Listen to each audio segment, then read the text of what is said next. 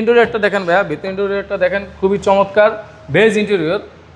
আর এটা কিন্তু আপনি এক দরজা পাওয়ার পেয়ে যাচ্ছেন, ঠিক আছে। যারা অসুস্থ রোগী আছে তাদের জন্য বেস্ট একটা গাড়ি হবে। আজকের ভিডিওতে খুবই একটা চমৎকার গাড়ি নিয়ে আসছি ভাইয়া, ফ্যামিলিদের জন্য একদম বেস্ট একটা গাড়ি, টয়োটা রম 2011 মডেল, 2017তে রেজিস্ট্রেশন, তেলের গাড়ি ভাইয়া। গাড়িটি খুবই চমৎকার গাড়ির কন্ডিশন। গাড়িটি আপনার সরাসরি যদি কোনো কাস্টমার এসে দেখে ইনশাল্লাহ পছন্দ হবে। পাল কালারের গাড়ি এবং হেডলাইটগুলো দেখেন একদম গাড়ির সাথে একদম অরিজিনাল, ঢাকা মেট্রো গ 268297 সিরিয়ালের গাড়িটি। এবং সামনে গ্লাস একদমই অরিজিনাল, টয়োটা এখনও লোগো আছে, অরিজিনাল লোগো। আর ভিতরে ইন্টেরিয়রটা দেখেন ভাইয়া, ভিতর ইন্টেরিয়রটা দেখেন খুবই চমৎকার বেজ ইন্টেরিয়র। আর এটা কিন্তু আপনি এক দরজা পাওয়ার পেয়ে যাচ্ছেন, ঠিক আছে। যারা অসুস্থ রোগী আছে তাদের জন্য বেস্ট একটা গাড়ি হবে। হ্যাঁ, টয়োটা রম গাড়িটা ইজিভাবে ঢুকতে পারবে।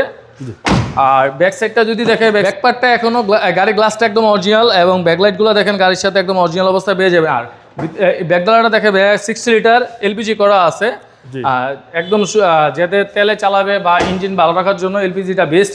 এবং আপনার ডাইন সাইডে আপনার দরজাটা দেখেন, ভিতর সাইডটা দেখেন, ওয়ান ডোর পাওয়ার, এটা হ্যাঁ এক ডোর পাওয়ার, ঠিক আছে। এই যে আমরেস আছে ভাইয়া, ঠিক আছে, আমরেস আছে পিছনে, ভিতরে কিন্তু হিউজ স্পেস, হ্যাঁ।